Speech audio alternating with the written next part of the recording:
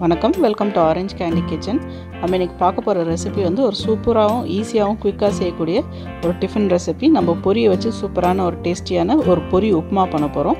So இந்த பொரி உப்புமா செய்யறதுக்கு தேவையான பொருளும் செய்முறை என்னென்னு வாங்க பார்க்கலாம்.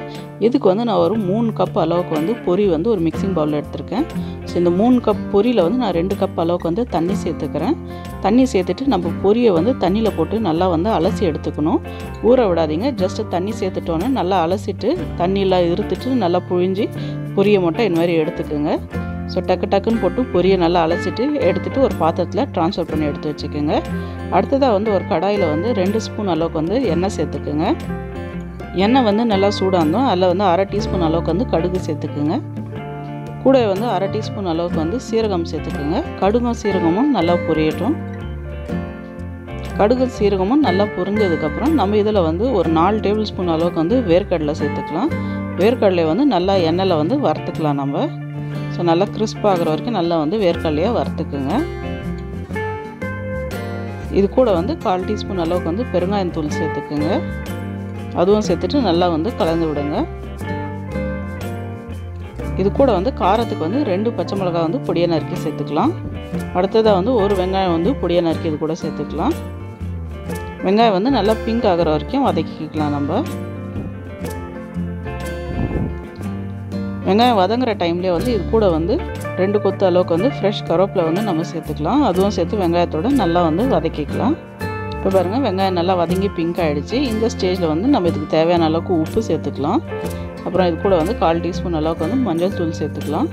அதுவும் சேர்த்துட்டு நல்லா மஞ்சள் தூளோட பச்சை வாடை போகிற வரைக்கும் நல்லா வந்து வதக்கிக்கோங்க. இது கூட வந்து அப்புறமா 1 டீஸ்பூன் அளவுக்கு வந்து சர்க்கரை சேர்த்துக்கலாம். இது வந்து நம்மளுக்கு நல்ல ஒரு டேஸ்ட் வந்து எடுத்து கொடுக்கும், நல்லா டேஸ்ட்டாக இருக்கும். ஸோ எல்லா டேஸ்ட்டும் வந்து நல்லா சேர்ந்து சாப்பிடும்போது சூப்பராக இருக்கும். ஸோ சர்க்கரை வந்து நல்லா கரைஞ்சி கேரமலைஸ் ஆகிற வரைக்கும் வதக்கிக்கோங்க. சர்க்கரை நல்லா கரைஞ்சதுக்கப்புறமா நம்ம தண்ணியில் அலசி வச்சுருக்க பொரியை சேர்த்தலாம். பாருங்கள், பொரி பாருங்கள் எவ்வளோ உதிரியாக இருக்குது. நீங்கள் நிறைய நேரம் பொரியை வந்து தண்ணியில் விட்டிங்கன்னா அது வந்து ரொம்ப குழஞ்சிடும். ஸோ இது மாதிரி டக்குன்னு போட்டுட்டு அலசிட்டு இது மாதிரி எடுத்துட்டிங்கன்னா பாருங்கள், பொரியை போட்டு நம்ம மிக்ஸ் பண்ணோன்னா நல்லா உதிரியாக இருக்குது. ஸோ தண்ணியில் போட்டு அலசதுனால நல்லா சாஃப்டாகவும் இருக்கும். ஸோ பாருங்கள், நல்லா வந்து மிக்ஸ் பண்ணி விடுங்க. நம்ம ஆட் பண்ண உப்பு மசாலா எல்லாமே வந்து இதில் வந்து நல்லா கோட் ஆகிற மாதிரி மிக்ஸ் பண்ணி விட்டுருங்க. இது கூட வந்து 1 டீஸ்பூன் அளவுக்கு வந்து லெமன் ஜூஸ் வந்து நம்ம புழிஞ்சிக்கலாம்.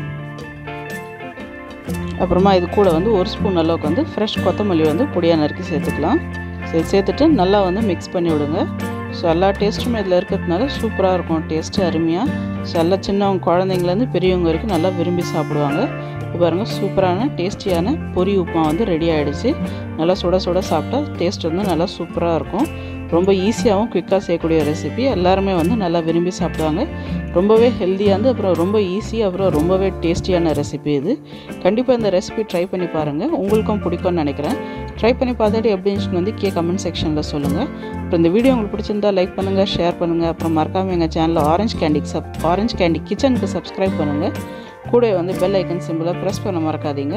அப்போ தான் எங்கள் சேனலோட உடனடி நோட்டிஃபிகேஷன் உங்களுக்கு வரும். நன்றி, வணக்கம்.